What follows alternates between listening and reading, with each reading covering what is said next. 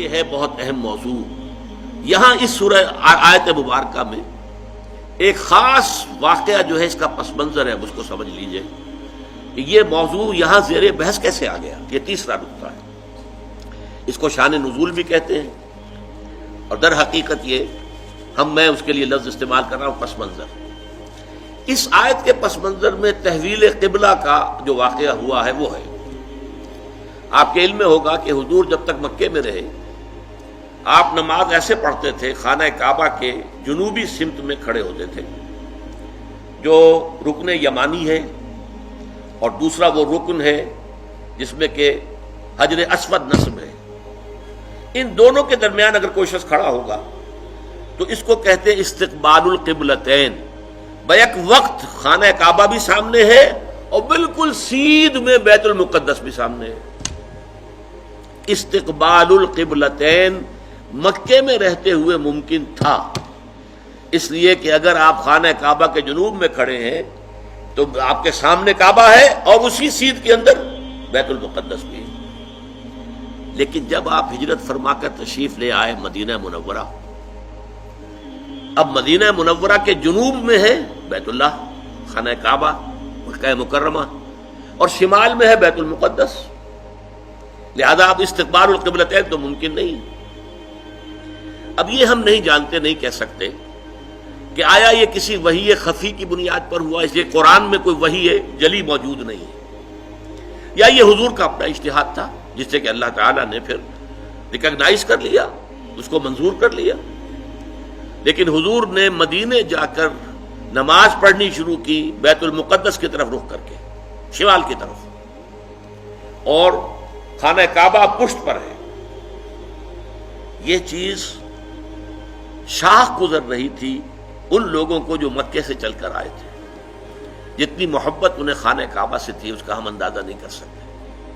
خود حضور جب روانہ ہوئے تھے مکے سے ہجرت کے لیے تو آپ خانہ کعبہ کے پردے پکڑ کر چمٹ کر آپ نے کہا تھا کہ اے کعبہ تجھے معلوم ہے، اے بیت اللہ تو جانتا ہے مجھے تجھ سے کتنی محبت ہے، لیکن یہاں کے لوگ مجھے یہاں نہیں رہنے دے رہے، میں یہاں سے جانے پر مجبور ہوں، یہ تجھ سے ہجرت کر کے جا رہا ہوں. اس حوالے سے سب کو پسند ہے. لیکن یہ کہ نماز پڑھ رہے ہیں خانہ کعبہ کی بجائے بیت المقدس کی طرف رخ کر کے. اس کے بعد 16-17 مہینے کے بعد قرآن مجید میں حکم آ گیا، قد نرى تقلب وجهك في السماء فلنولينك قبلة ترضاها فول وجهك شطر المسجد الحرام. اے نبی ہم آپ کے چہرے کا بار بار آسمان کی طرف اٹھنا دیکھتے رہے ہیں. حضور انتظار کر رہے تھے کہ کب حکم آئے کہ ہم خانہ کعبہ کی طرف رخ کر لیں. اس سے میرا گمان یہ ہے کہ وحی خفی کی بنیاد پر حضور کا فیصلہ تھا. قرآن مجید میں جو وحی آ گئی ہے شامل ہے، اسے وحی جلی کہتے ہیں، اور حضور پر اور بھی وحی ہوتی تھی وحی خفی جو قرآن مجید میں شامل نہیں ہے. بہت سی احادیث در حقیقت وہ وحی ہی پر مبنی ہے، لیکن وہ باللفظ نہیں ہے، بالمعنی ہے، اور وہ وحی جلی نہیں ہے، وحی خفی ہے. تو یہ معلوم ہوتا ہے وحی خفی کی بنیاد پر تھا، لیکن حضور پر بھی شاخ گزر رہا تھا اور مکے والوں پر بھی شاخ گزر رہا تھا. اور حضور بار بار آسمان کی طرف نگاہ اٹھاتے تھے کب جبرائیل آئیں اور کب یہ حکم ہو کہ ہم اپنا رخ بدل دیں اور بجائے شمال کی طرف رخ کر کے نماز پڑھنے کے جنوب کی طرف رخ کر کے نماز پڑھیں. تو اللہ فرماتا ہے قد نرى تقلب وجهك في السماء فلنولينك قبلة ترضاها. اے نبی ہم دیکھتے رہے ہیں آپ کے چہرے کا آسمان کی طرف بار بار اٹھنا، تو لیجئے ہم بدل دیتے ہیں، آپ کا چہرہ کر دیتے ہیں رخ اسی طرف جو آپ کو پسند ہے. فول وجهك شطر المسجد الحرام، تو اب اپنا رخ پھیر دیجئے مسجد حرام کی طرف. فیصلہ حکم آ گیا. اب یہاں نوٹ کیجئے، یہاں وہ جو مذہبی ایک خاص ذہنیت تھی جس کا میں نے پہلے ذکر کیا تھا، جن کے نزدیک ظواہر کی بہت اہمیت ہے. ہر عمل کا ایک تو ہے باطن، اس کی روح، ایک اس کا ظاہر ہے. لیکن عام طور پر جو کٹر قسم کے اور جو زیادہ سمجھدار لوگ نہیں ہوتے، ان کے اندر زیادہ اہمیت جو ہے وہ ظواہر کی ہو جاتی ہے، باطن کی طرف توجہ نہیں ہوتی، روح کی طرف جو ہے توجہ نہیں ہوتی. تو کچھ نہ کچھ مسلمانوں میں بھی ایسے حضرات تھے، لیکن اس سے بڑھ کر یہودیوں نے ایک طوفان اٹھا دیا. پہلے تو یہودی خوش تھے، انہیں یہ احساس ہوا کہ محمد تو ہمارے کیمپ فالوور ہیں. جب ہمارے قبلے کی طرف رخ کر کے انہوں نے نماز پڑھنی شروع کی ہے، اس کا مطلب ہے کہ ہی از فالوئنگ اس، تو ہمارے پیروکار ہو گئے، تو جھگڑا کائے کا ہے. لیکن اب جب آ گیا یہ کہ اپنا رخ بدل دیجئے، اب پیٹھ ہو گئی بیت المقدس کی طرف اور رخ ہو گیا خانہ کعبہ کی طرف، تو ان کے کان کھڑے ہوئے کہ یہ تو کوئی مسئلہ جو ہے کچھ اور ہے. ایک نئی امت کی تشکیل ہو رہی ہے اور ایک نئی بالکل شریعت آ رہی ہے، نئی امت جو ہے وہ وجود میں آ رہی ہے. انہوں نے اس کو ایک مسئلہ بنا لیا، پروپیگنڈے کا طوفان کھڑا کر دیا. یہ کیسے نبی ہیں جن کا قبلہ ہی معین نہیں ہے؟ 16 مہینے ادھر رخ کر کے نماز پڑھی. اگر ادھر کا قبلہ تھا تو وہ غلط تھا، تو 16 مہینے کی نمازیں زیرو ہو گئی. اور اگر وہی صحیح قبلہ تھا تو اب جو نمازیں پڑھ رہے ہیں وہ زیرو ہو گئی. قبلہ تو اپنی جگہ سے نہیں ہل سکتا، قبلہ تو ایک ہی ہوتا ہے. ان کا قبلہ ہی معین نہیں ہے. 16 مہینے ادھر رخ کر کے نماز پڑھی، اب ادھر رخ کر لیا. اور جیسا کہ میں نے عرض کیا، مسلمانوں میں بھی ایسے سادہ لوگ، سادہ مزاج لوگ تھے، وہ ان کے اس پروپیگنڈے سے بہت متاثر ہوئے. لہذا ایک خلش، ایک بے چینی، اگرچہ ظاہر بات ہے کہ حضور نے وحی سنائی ہے، اللہ کا حکم آیا ہے فَوَلِّ وَجْهَكَ شَطْرَ الْمَسْجِدِ الْحَرَامِ وَحَيْثُ مَا كُنتُمْ فَوَلُّوا وُجُوهَكُمْ شَطْرَهُ. نہ صرف یہ کہ اب فوراً اپنا رخ جو ہے مسجد حرام کی طرف کر دو، چنانچہ آپ کے علم میں ہوگا جو لوگ وہاں گئے ہیں، وہاں مدینے میں ایک مسجد ہے مسجد القبلتین. حضور ایک خاص قبیلے میں گئے ہوئے تھے، ظہر کی نماز کا وقت وہاں آ گیا، وہاں کوئی دعوت طعام تھی، ظہر کا وقت آ گیا تو کھڑے ہو گئے نماز پڑھنے کے لیے، صحابہ پیچھے کھڑے ہیں.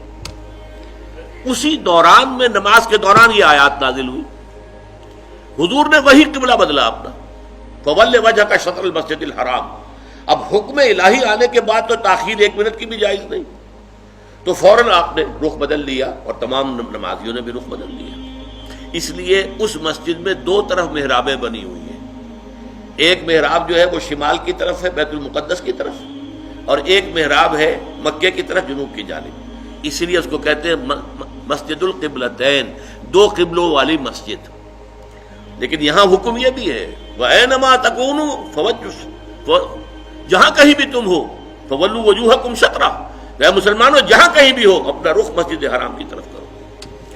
اب ظاہر بات ہے کہ اس پر جب عمل ہو گیا تو صحابہ نے عمل تو کیا، دل میں کچھ دغدغہ رہا، کچھ پریشانی رہی. خاص طور پر یہ بات کہ اگر اصل قبلہ یہ تھا اور یہ ہے جو آج ہو گیا ہے، تو پھر ہماری نمازوں کا کیا بنے گا؟ ہماری نمازیں 16 مہینے کی ضائع ہو گئی، غلط قبلے کی طرف پڑھی گئی. اسی لیے اسی مقام پر کہا گیا ہے وَمَا كَانَ اللَّهُ لِيُضِيعَ إِيمَانَكُمْ، نہیں اس وسوسے کو قریب نہ آنے دو. نماز تو عین ایمان ہے، نماز ضائع ہو گئی تو ایمان ضائع ہو گیا نہیں. اس وقت حکم وہ تھا، اس پر عمل کرنا تقاضا تھا دین کا. اب حکم یہ ہے، اب اس پر عمل کرنا تقاضا ہے دین کا. نہ وہ غلط تھا نہ یہ غلط ہے. تم کسی سمت سے نہ بندھ جاؤ، تم ظاہر کے ساتھ زیادہ جو ہے اپنے آپ کو وابستہ نہ کر لو. نماز کی اصل روح، دین کی اصل روح تو کیا ہے؟ اللہ پر ایمان، اللہ کا یقین، رسول کی اطاعت، رسول کا فرمان. پہلے وہ تھا تو اللہ تعالیٰ نے مکے والوں کا امتحان لے لیا تھا کہ آیا وہ اپنی آبائی، اس لیے کہ مکہ جو ہے اور بیت اللہ جو ہے وہ تو ان کا سمجھیے کہ قومی شعار کے درجے کے اندر رکھنے والی چیز تھی، قومی شعائر میں سے. اب اس کی طرف پشت کرنا سب پر بھاری گزرا. لیکن یہ کہ وہ رسول کے ساتھیوں کے پورے بدھے ہوئے تھے، تو جو حکم رسول کا وہ انہوں نے قبول کیا. اور اب ان لوگوں کے لیے امتحان آ گیا جو مدینے میں رہتے تھے اور یہود کے زیر اثر تھے، اور اس کی وجہ سے بیت المقدس کا مقام ان کی نگاہوں میں بہت اونچا تھا. اب اس کی طرف پیٹ کرنی پڑ رہی ہے، تو ان کے ایمان کا جو ہے وہ اللہ تعالیٰ نے امتحان لے لیا، اور تمام صحابہ جو ہیں دونوں امتحانوں میں ثابت قدم اور کامیاب ہوئے. اب لیکن اس خلش کو مٹانے کے لیے دیکھیے عجیب ہے یہ بات. یہ مسئلہ آج ہمیں معلوم ہوتا ہے کہ بڑا ہی چھوٹا سا مسئلہ ہے. جب یہ مسئلہ آیا تھا تو یہ چھوٹا نہیں تھا، بہت بڑا مسئلہ تھا، بہت بڑا مسئلہ تھا.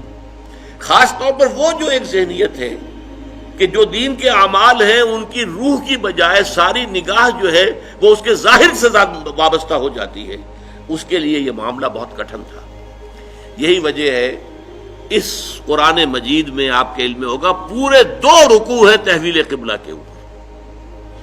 حالانکہ آج ہمارے نزدیک کوئی بڑا مسئلہ نہیں تھا، لیکن یہ کہ وہاں اس وقت ڈی فیکٹو جو اس وقت کی سچویشن تھی اس میں اس کی اتنی اہمیت تھی، دلوں پہ جو کیفیت گزر رہی تھی اس کا جو ہے صحیح طور سے اس کا علاج اور اس کا معالجہ اور مداوع ضروری تھا۔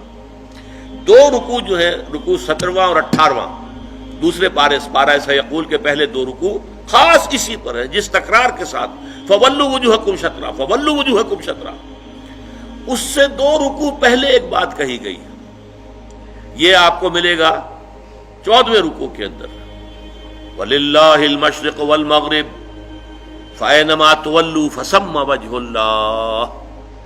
دیکھو لوگوں، مشرق اور مغرب سب اللہ کے ہیں، تم جدھر بھی رخ کرتے ہو وہ اللہ کا رخ ہے۔ اللہ کسی رخ میں محدود نہیں ہے۔ کیا مغرب صرف اللہ کا رخ ہے، مشرق نہیں ہے؟ آج آپ کو معلوم ہے کہ ہم پڑھتے ہیں مغرب کی طرف، اور امریکہ والے یا افریقہ والے وہ مشرق کی طرف نماز رخ کرتے پڑھتے ہیں۔ تو مشرق و مغرب سے کوئی فرق واقع نہیں ہوتا۔ اور دوسرے یہ کہ کوئی قبلے کی سمت معین کر دینا، اس کا مطلب یہ نہیں اللہ اس سمت میں محدود ہے، بلکہ یہ تو تمہاری ہم آہنگی کے لیے، یکسانی کے لیے، یک رنگی کے لیے۔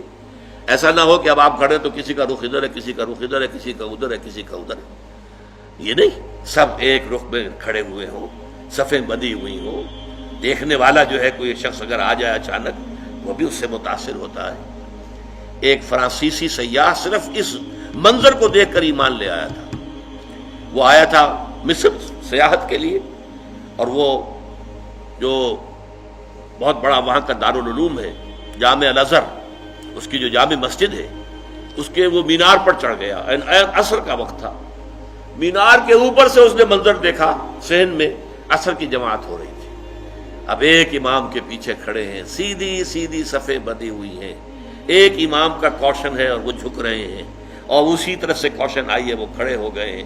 یہ منظر ایسا اس کے دل کے اوپر اس نے اثر کیا، وہ ایمان لے آیا کہ جس مذہب کی عبادت اتنی منظم، اس کے اندر یہ رنگ ہے، گویا کہ ملٹری پریڈ ہو رہی ہے، اس طرح کا انداز عبادت کا، ایک تو کلیکٹیو، انفرادی نہیں، اجتماعیت کی اہمیت، اور پھر اس کے اندر وہ رنگ اور یکسانی، ہم رنگی دیکھ کر۔ تو اس طریقے سے تمہارے اندر یک رنگی پیدا کرنے کے لیے ایک رخ معین کر دیا۔ اس کا یہ مطلب نہیں اللہ اسی رخ میں ہے، للہ المشرق والمغرب، مشرق و مغرب سب اللہ کے لیے ہے۔ فَأَيْنَمَا تُوَلُّوا فَثَمَّ وَجْهُ اللَّهِ، جدھر بھی تم رخ کرو اللہ کا رخ ہے، شمال بھی اللہ کا، جنوب بھی اللہ کا، مشرق بھی اللہ کا، مغرب بھی اللہ کا۔ اللہ تعالیٰ کسی رخ میں جو ہے محدود نہیں ہے۔ اس کو خوب کہا ہے غالب نے، ہے پرے سرحد ادراک سے اپنا مسجود۔ قبلے کو اہل نظر قبلہ نما کہتے ہیں، یعنی ہم جسے سجدہ کر رہے ہیں کعبے کو سجدہ نہیں کرتے ہم، چاہے وہ لوگ جو مسجد حرام میں کھڑے ہو کر وہ وہاں پر صفیں باندھے ہوئے کعبے کے گرد کھڑے ہوئے ہیں، مسجود کعبہ نہیں ہے، معاذ اللہ، مسجود صرف اللہ ہے۔ اس لیے ہے پرے سرحد ادراک سے اپنا مسجود۔ مسجود ہمارا جو ہے وہ تو ادراک، ہمارے عقل اور فہم اور ہمارے تخیل اور تصور سے وراء الورا ثم وراء الورا ثم وراء الورا، ہے پرے سرحد ادراک سے اپنا مسجود۔ قبلے کو اہل نظر قبلہ نما کہتے ہیں۔ یہ قبلہ نما ہے، اصل میں یہ ایک ڈائریکشن ہے جو معین کر دی گئی ہے، بس یہ ہے اس سے زیادہ اس کی اہمیت نہ سمجھو۔ یہ بات کہہ کر پھر دو رکوعوں کے بعد وہ پورے دو رکوع آئے جس میں کہ یہ حکم تحویل قبلہ کا حکم آ گیا۔ سَيَقُولُ السُّفَهَاءُ مَا وَلَّاهُمْ مَنْ قِبْلَتِهِمُ الَّتِي كَانُوا عَلَيْهَا، اب عنقریب بہت سے ناسمجھ لوگ کہیں گے کس شے نے ان کا رخ پھیر دیا اس قبلے سے جس پر یہ رہے ہیں 16 مہینے۔ قُلْ لِلَّهِ الْمَشْرِقُ وَالْمَغْرِبُ، کہہ دیجئے اللہ کے ہیں مشرق اور مغرب سب کے سب، تمام ڈائریکشنز، تمام سمتیں اللہ کی۔